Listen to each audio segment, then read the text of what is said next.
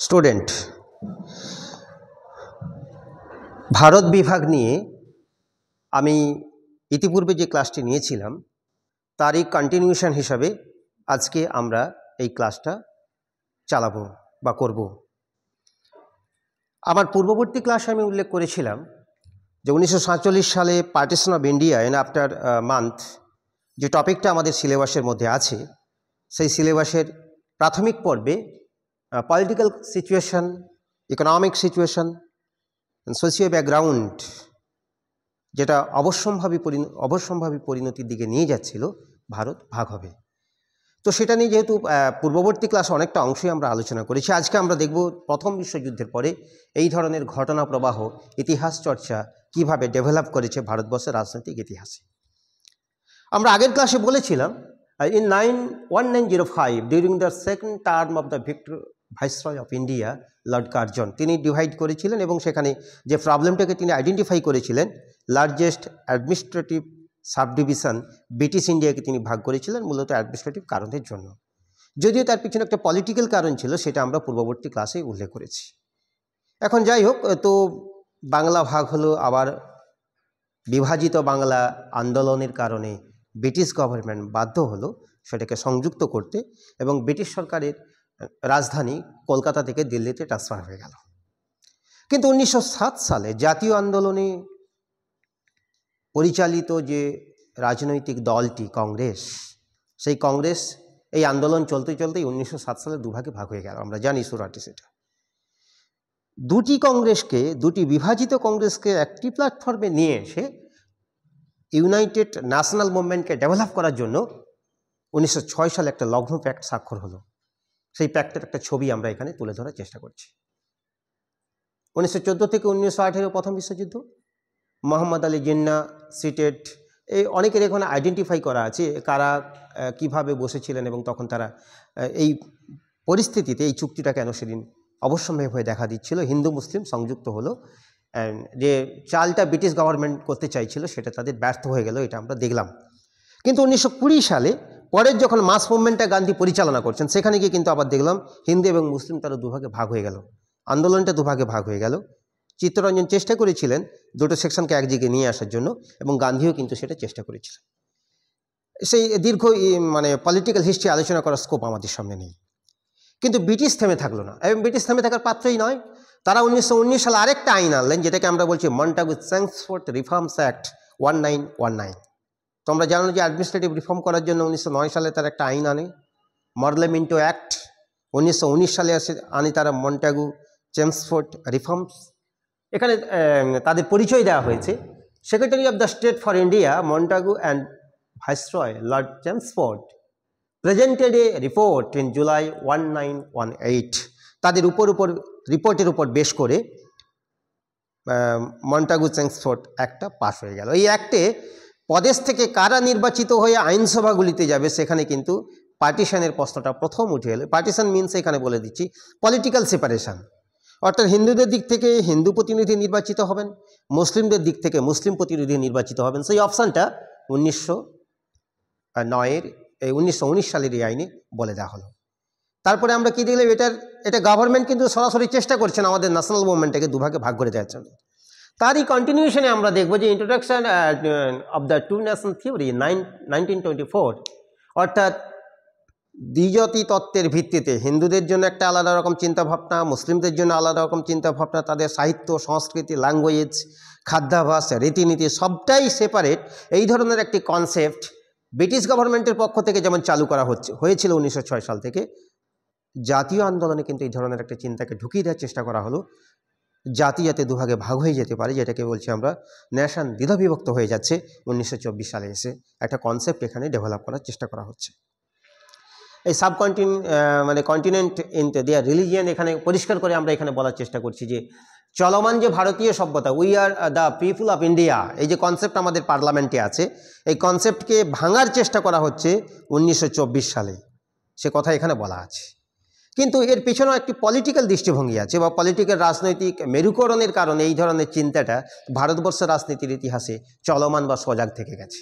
আমরা এই স্লাইডে দেখার চেষ্টা করছি যে পাকিস্তান সংক্রান্ত কনসেপ্টটা কীভাবে ডেভেলপ করার চেষ্টা করছে এবং এই ডেভেলপের পিছনে কার কি ভূমিকা সেদিন ছিল? আচ্ছা পিঙ্কি চৌধুরী, তুমি বলতে পারবে? Pinki Chowdhury stand up. 1933 সালে পাকিস্তান প্রস্তাব কোন কোন প্রদেশগুলোকে নিয়ে হবে একটা উত্থাপন করা হলো, কে এনেছিলেন সেটা?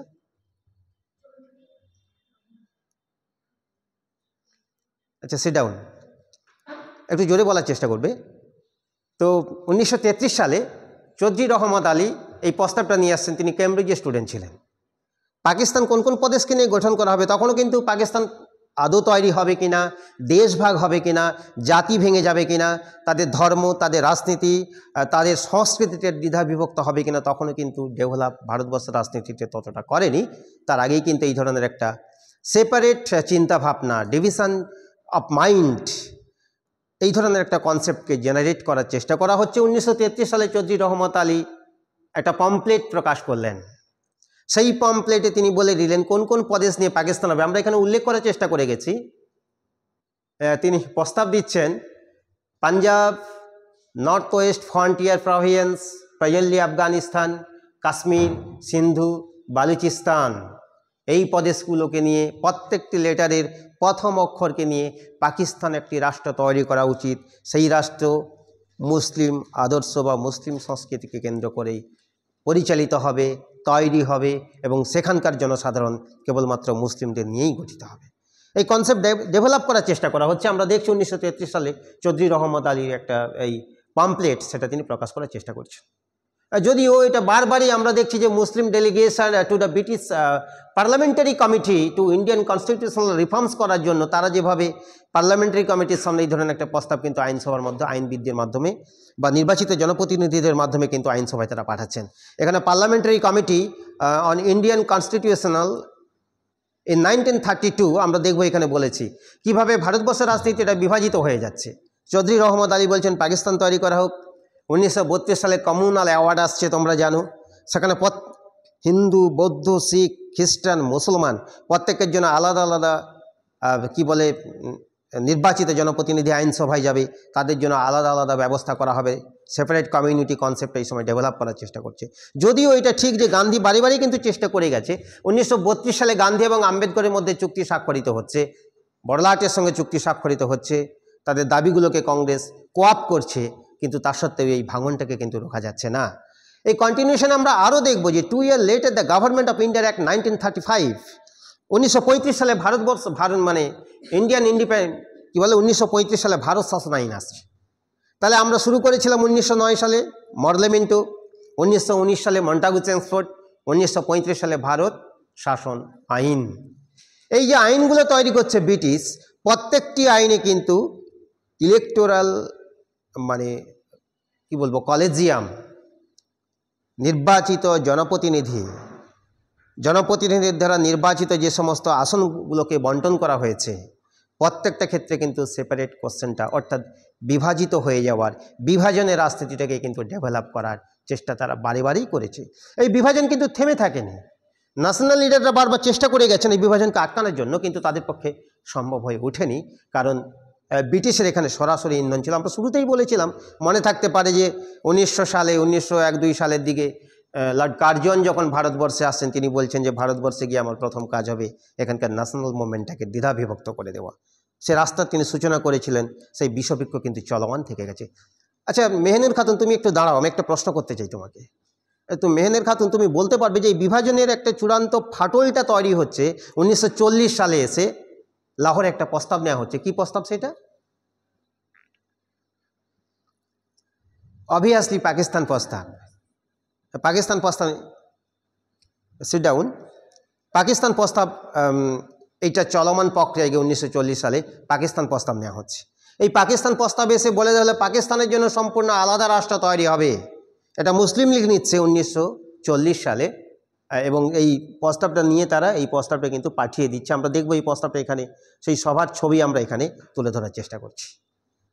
3 day session in Lahore, presently Punjab, তরাদিন্তন পাঞ্জাব, জিন্না সঙ্গে এখানে দেখতেই পাচ্ছ, আমরা একটা ছবি দেখাচ্ছি। Chaudhry Khaliquzzaman left seconding the 1940 Lahore resolution of the All India Muslim League Conference with Jinnah right, proceeding and the Liaquat Ali Khan in centre. তিনজন ত্রিমূর্তি আমরা বলবো যে পাকিস্তান প্রস্তাব তৈরি হচ্ছে, ভারতবর্ষের রাজনীতিতে পাকিস্তান একটা রাষ্ট্র তৈরি হবে, তার প্রস্তাব তারা পাশ করছেন। খালিকুজ্জামান, চৌধুরী খালিকুজ্জামান, মোহাম্মদ আলী জিন্নাহ এবং তার সঙ্গে লিয়াকত আলী খান। এটা খুব